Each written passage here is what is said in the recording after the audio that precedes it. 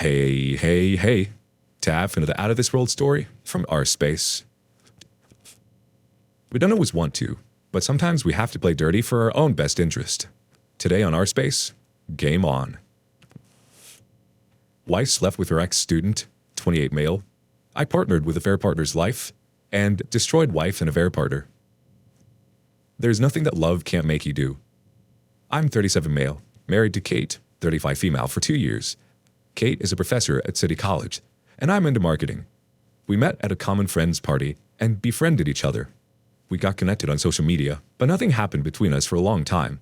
She was dating someone at that time, and even I was in an on-off relationship. Some 4 years ago, it was on her birthday that I wished her on Facebook. It was well past midnight. That chat went on for the whole night, and we ended up meeting the next day for coffee. She had no plans for her birthday, so I took her out for dinner and a long drive. It started from there, and fast forward to 2 years back, we got married. In fact, it was only last month that we celebrated our second anniversary. Our life was running smoothly until a few weeks ago when my friend told me he had seen Kate with a man who looked quite young, in his 20s. I asked him what a big deal about it. He could be a friend. My friend hesitantly told me their body language didn't suggest he was a friend. They were sitting very close to each other, and the guy's hand was on Kate's waist, and his lips were always feeling your cheeks. My friend said he stood there for a while to see if it was just a mere misunderstanding, but he actually saw them cuddling. I asked him if he had taken any pictures of them. He said it happened so suddenly that it just didn't click him to take pictures. Besides, it was a public place, and he was afraid that people would have frowned at him for clicking a couple in the romantic moment.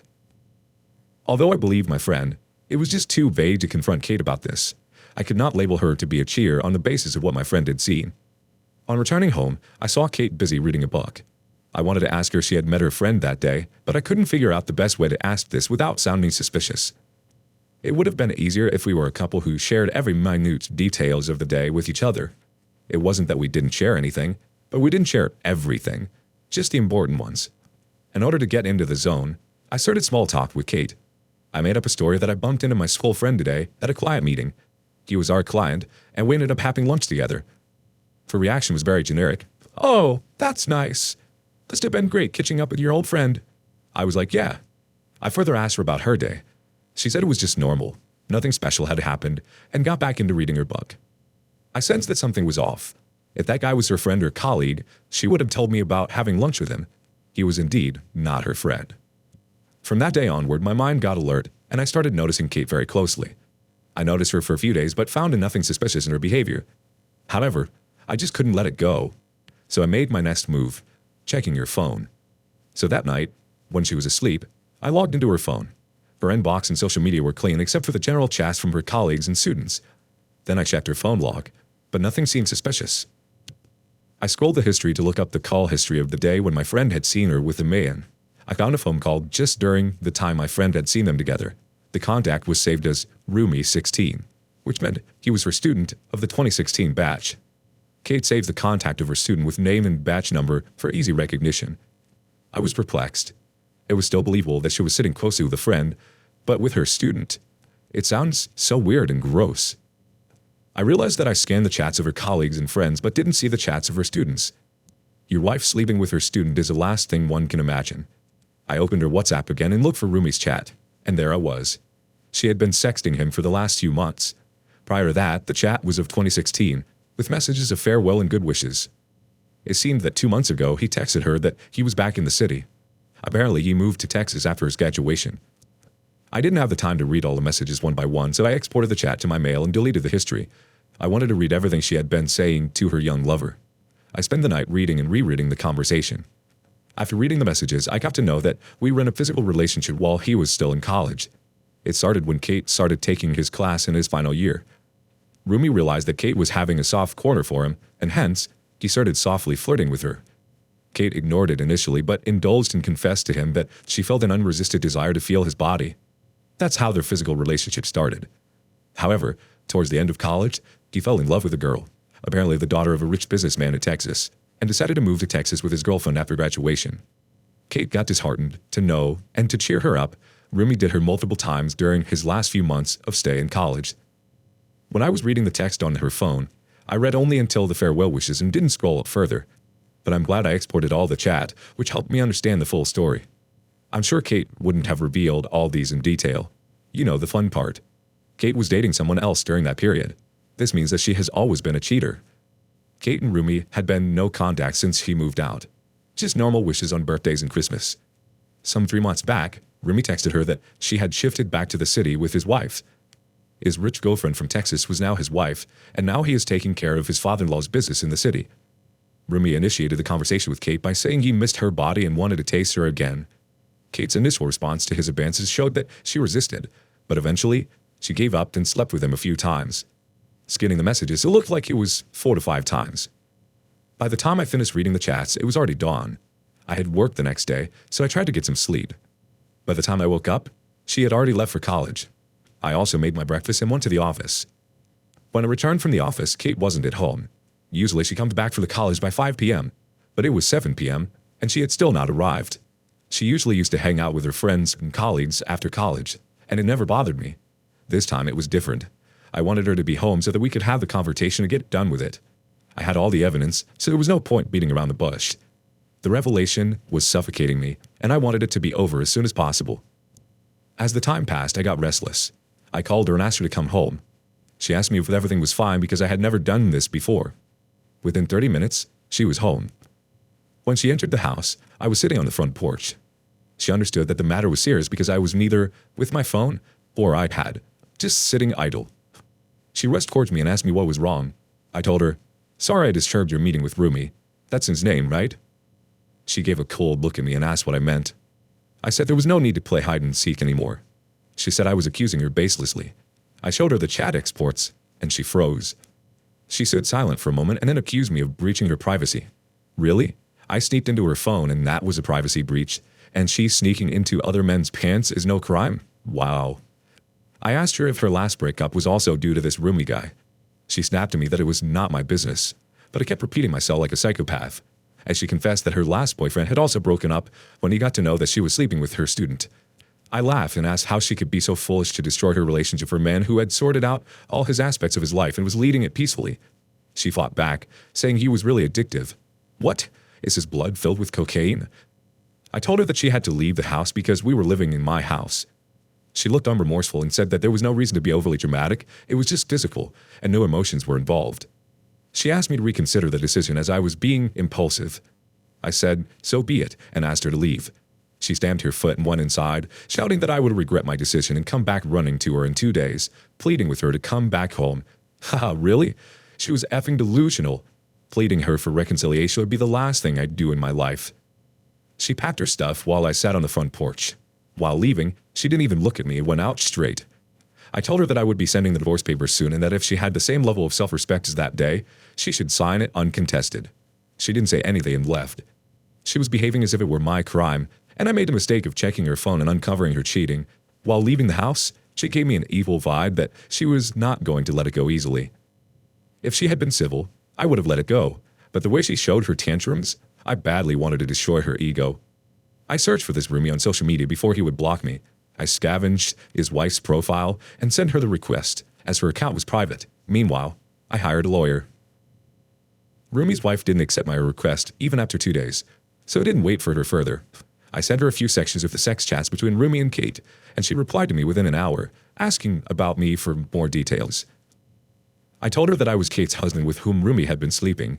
I also sent the section of the chat where Rumi was talking about her and her rich dad's business. She asked me if I could send her the whole conversation. I actually wanted to meet her and reveal everything, but didn't make the move because it would have looked creepy. I asked her for her email and sent it to her. She asked me how did I discover the truth, and I told her everything in detail. I told her to read the messages carefully, and she would get all the clarity. After a couple of hours, she responded, asking if I had confronted this Kate. I said yes. She said that she would involve her father to deal with Rumi and went offline. I wanted to check the status with her, but she has been offline since that conversation. It's been 3 days since then, hence, I'm scared for that woman if she is safe. Rumi is using her for her father's money. I'm afraid he had harmed her after she got to know the truth. I'm trying to reach out to her through all their social media and emails, but no luck. Hopefully, she is fine. Meanwhile, my lawyer is working on getting divorce papers ready. I'll make an update when the situation escalates. Wow, the fact she wasn't remorseful says it all. Obviously, she's a seasoned cheater. She clearly thinks she's untouchable and that the world revolves around her. You're about to give her a rude awakening. Let's see her wings clipped and watch as she falls back down to reality. Update 1. Thanks for the affirmation. I really thought I was making an impulsive decision, but I did it anyway. I felt so positive when everyone patted me on my post and sent me kudos saying I made a brave move. Thank you all. Okay, so I have some updates. Remember I said Rumi's wife was not responding? She disappeared for a good week. When I finally got a response, I was not relieved but suspicious if it was she or if it was Rumi from her phone. So I asked her for a call. She saw my messages where I was showing my concern about her safety. She called me immediately, and then I was relieved. She told me that as soon as she completed reading the messages, she took the first flight to Texas. She was alone in this city and didn't want to deal with Rumi alone, who sounded so shady on the chat, so she involved her parents. She had switched off her phone for a week at her lawyer's suggestion because Rumi was trying all means to contact her. Her parents were afraid that if he got to talk to her, he might be able to convince her by giving some crappy reasons. She says she was not dumb to fall for his words, yet she followed her lawyer's advice. Do you know what Rumi's father-in-law did to him? It's classic.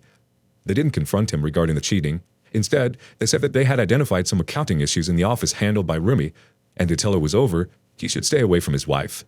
Rumi was not able to place his fingers on the sudden suspicion of his in-laws. His father-in-law thought that a cheating case in court would not have done a lot of damage to Rumi because the court doesn't punish you for infidelity. At max, he would have been asked to pay alimony for the mental stress of his wife, but his father-in-law didn't need money. He wanted to destroy him. A few days after this, do you know who reached out to me? Rumi. His exact words were, "Dude, your wife is effing delusional. She's making up stories and insisting I marry her. Doesn't she know I'm 10 years younger than her? Yeah, we had sex, but I can't marry everyone I sleep with." What happened was, when Rumi told Kate about his issues with his in-laws, Kate said that it was I who had leaked the chats to his wife. But Rumi said that no one was talking about the affair. They were concerned about the accounting issue in the company. Rumi thought Kate was using the opportunity to convince him to marry her. I was actually laughing at his messages. He is no less delusional than Kate. He genuinely thought that his in-laws were upset because of the accounting issues and had no clue about his cheating. At least a month after D-Day, the divorce paper was ready. I called Kate's mother and asked if she was staying with her. She was shocked at my question because Kate was not with her. She asked me if everything was fine. I told her the truth. She didn't believe me and wanted me to share the evidence. By then, I was so exhausted proving this to everyone that I didn't care to make her believe me.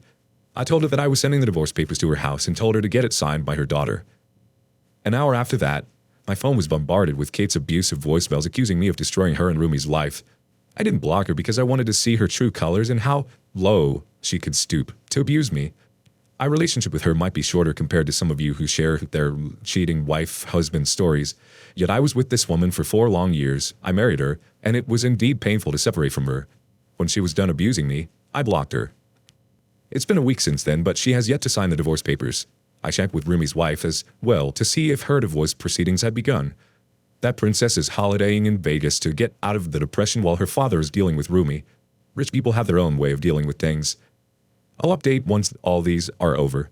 Right now, I just want to stay away from Kate's thoughts as much as I can and move on with my life. You didn't ruin her or Rumi's lives. They did that themselves. I'm sorry you were tricked into marrying someone who doesn't know how to love. You deserve much better than that. 4 years might only be 4 years, but you still went into the marriage thinking it was going to be forever. Moreover, it's funny how Rumi approached you about Kate. Not sure what he was expecting to happen from that. He has to clean up his own mess. Now he knows just what kind of craziness you're dealing with. Update 2. My divorce is finally settled. Yes, thank you. There was one common comment in my last update that they see me dating Rumi's ex-wife because of the way I showed my concern. No, guys, I'm in no mood to get into this mess. Besides, she's not my type. I cannot imagine or afford a luxurious trip after every misery in my life, and neither do I intend on leeching on her father's money, especially after knowing how they have dealt with Rumi. Rumi's father-in-law accused Rumi of embezzling the company's funds, and he somehow proved this in court. I don't know if Rumi actually siphoned money from his father-in-law's company, or if he was just framed. Rumi's wife didn't know the details of how her father was able to prove this. I told you she is a rich princess who doesn't know the price of the vegetables. They used his fraud as a basis for separating his daughter from Rumi. His wife did whatever she was told by her father. Rumi was fined a hefty amount and had 3 months to pay the amount. In case he defaults, he would be charged criminally. The amount is effing huge, and she is sure that Rumi would not be able to pay that huge amount of money, and he might ultimately land up in jail. Besides, it has caused him huge reputational damage, which mere cheating wouldn't have done. Rumi's father-in-law is indeed a bad freaking man. As far as my case is concerned, Kate played a lot of tricks before signing the papers. She wanted my house as the alimony. She used to be at the forefront of talking about feminism, and when she actually had to show her morals, she stooped so low to rip me off from my house. I don't know if this was feminism according to her. She was the one who cheated on me, and yet she needed to be compensated. What kind of logic is this? But thank God I had a competent lawyer who fought through this and secured my house from her claws, and thank God I had the evidence of her infidelity. I have read so many stories of victims who had been cheated upon, plus ripped off from their property and houses. I wanted a clean divorce, but she made it complicated, so I also played along. She told her colleagues that she was divorcing me because I was cheating on her, and hence she wanted the house as the alimony as compensation. Plus, she got all the sympathy from her friends and colleagues. So, I did what I should have done much earlier. I sent her explicit chats with Rumi to a few of her colleagues, and you know how people are hungry for gossip at the workplace? The chats got circulated amongst all the faculties, and Kate became the gossip subject in the teacher's room. Kate called me from a landline and abused me badly for leaking her chats. This time, I gave her back to her. I told her to sign the papers or else I would leak them to her friends as well as to her college students, and it might become the next viral thing in the city. My voice was cold and stern as she knew I could do it. I never thought of playing this dirty, but she forced me to. In fact, I didn't share with her mother when she didn't believe my words because I never intended to humiliate her in this way. She agreed to my divorce terms and signed the papers in the next court hearing. Finally, I'm divorced and free from her trap. My friends are insisting that I start dating again, but I want to wait for some time before jumping on this bandwagon. Also, I haven't been in touch with Rumi's wife since her last update on Rumi's court case. Neither I'm interested to know what happens to him. I was in touch with her only until my divorce, but now, as it is settled, I don't want any traces of my past in my present life. I just want to move on, little inspired by the Princess Rumi's ex-wife. I'm also planning for a solo trip.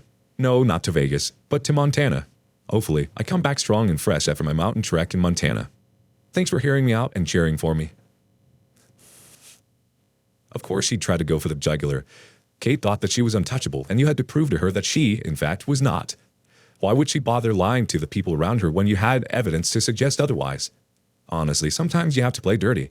She wasn't thinking of your feelings or humiliating you when she cheated on you. In fact, she didn't consider you or your feelings at all. She saw nothing wrong with her actions. You weren't sending the information to humiliate her. You were doing it to move on, in your own best interest. I hope you have a great trip, OP. Here's to finding yourself again. What do you think? Thank you for joining us today on Our Space. Be sure to like and subscribe and hit that notification bell so you don't miss out on our next video. See you next time.